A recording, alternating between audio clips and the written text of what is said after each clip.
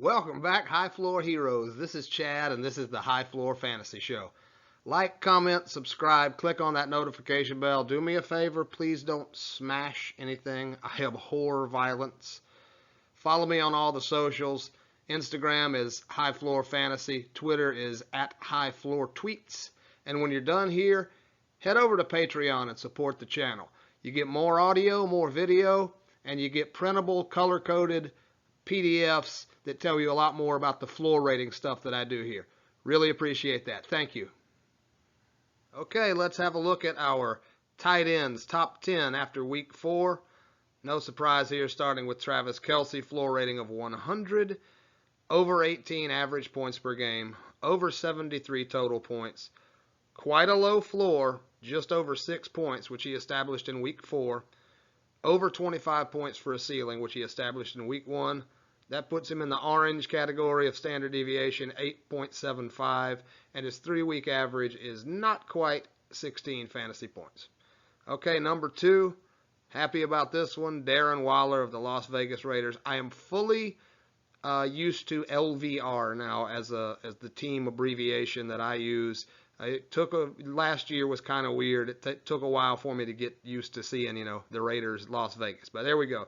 Darren Waller, Las Vegas Raiders, floor rating of 92.40, almost 16 points per game average, over 63 total points thus far.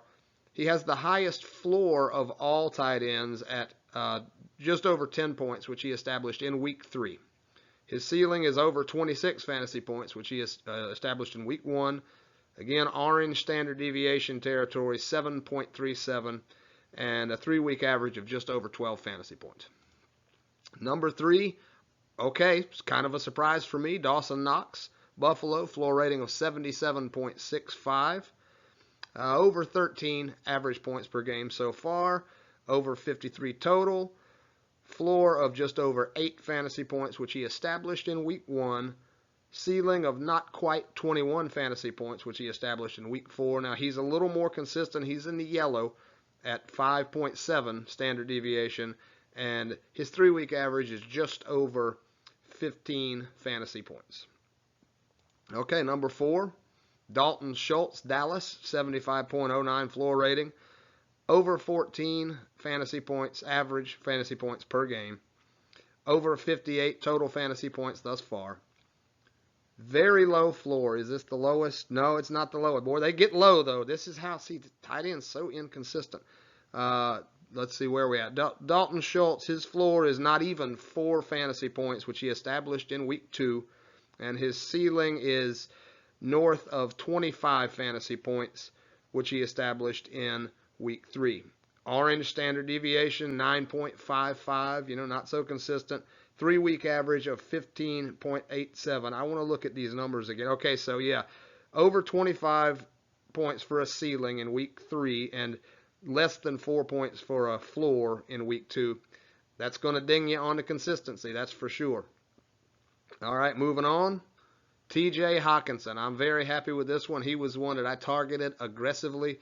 Maybe one of the only bright spots. Well, you got DeAndre Swift, but definitely a bright spot in a otherwise spotty offense. Floor rating of 72.22, over 14 points per game average so far, over 57 points total thus far in the season. Okay, now we are looking at the lowest floor, just not even 4 fantasy points. That's the lowest floor out of the top 10. He established that in week 3, terrible week. Over 25 fantasy points for a ceiling, which he established in week 1. He is so far, well, he is the least consistent of the top 10. Orange territory, 10.56 standard deviation, double-digit standard deviation. That is not so good. Over 10 points for a 3-week average. So putting him there at number 5 after week 4. Going on to number 6, Rob Gronkowski. There's a name you kind of expect to see in the top 10. Floor rating of 65.36. Highest average points per game, over 19 average points per game thus far. That's the highest of all of the tight ends. Good for him. Over 58 points for a total. Floor of just over 9 points, which he established in week 3. ceiling of over 28 fantasy points, which he established in week 1. He has the highest ceiling of all of the tight ends. He also, again, has the highest average points per game of the tight ends. Not terribly consistent, 9.76 standard deviation, and his 3-week average is not quite 15 fantasy points. Okay, Noah Fant, Denver 60. Oh, I got another Satan number. I think we had a Satan in the running backs as well this week. 61.66. Tight end for Denver there at number 7. Over 11 fantasy points, average points per game. Total of over 45 fantasy points. Very low floor. Is it the lowest? No, Hockenson was the lowest. Over 3 fantasy points, just over 3. Let's say not quite 4 fantasy points for a floor, which he established in week 3. Not quite 17 points for a ceiling, which he established in week 4. He's in the yellow with standard deviation. He's a little more consistent, 5.59 standard deviation, and his 3-week average is just over 11 fantasy points. I'll go ahead and mention this now before we continue with the last 3. It may be frustrating, but I can't give you the exact number of fantasy points because when you sign on to play on Yahoo or ESPN or whatever one you use, you sign a terms of service or, you have to agree to some kind of agreement there.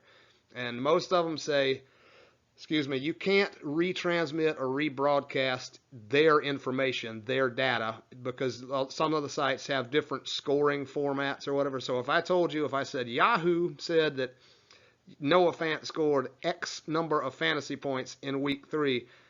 If I don't have an agreement with them or license to do it, they're going to, the next morning I get a C and D in the mail and, they can shut you down. I see guys doing it. And if you got the permission to do it, it's cool. I don't have permission with any website, so I'm having to just give you the ballpark number because they will shut you down.